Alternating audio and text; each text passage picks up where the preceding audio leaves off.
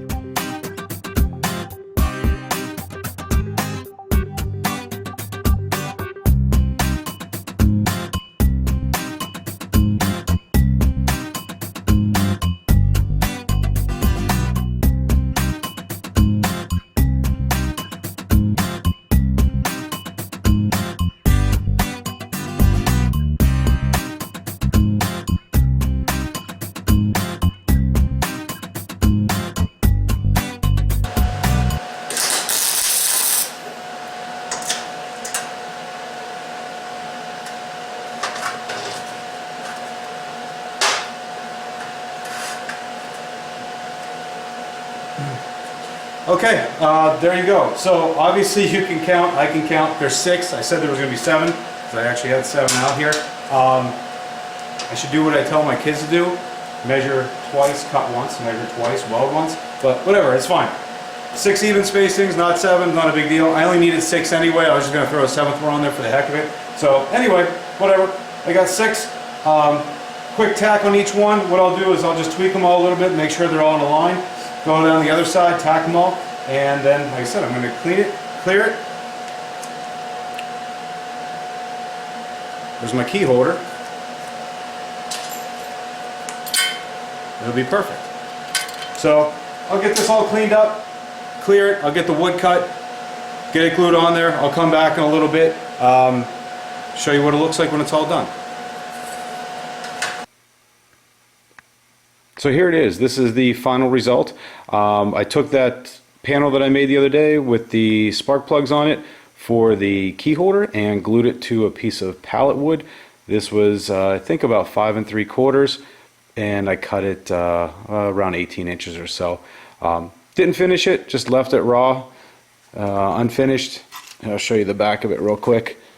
That's it right there. I just put 2 hangers on it so that I could just hang it on the wall. You could put obviously any style hanger you want, any type of wood you want, stain it, whatever, paint it. Like I said, I just kind of want it to be natural so that that's what you get. And there you go. I'm going to go mount it up in the garage. Maybe I'll shoot a picture of it while it's on the wall so you can see what it looks like hanging with some keys on it. Okay, here it is mounted to the wall in my garage. Threw a couple keys on it just so you can see what it looks like. Obviously you could make these a little bit, the spacing on these a little bit closer if you wanted to, or if you have more keys you could add a few more of these and widen it out. So hopefully it gave you guys an idea for how to use some of the stuff you might have laying around your garage to make something useful, hang some keys on or to hang some other stuff on in the garage.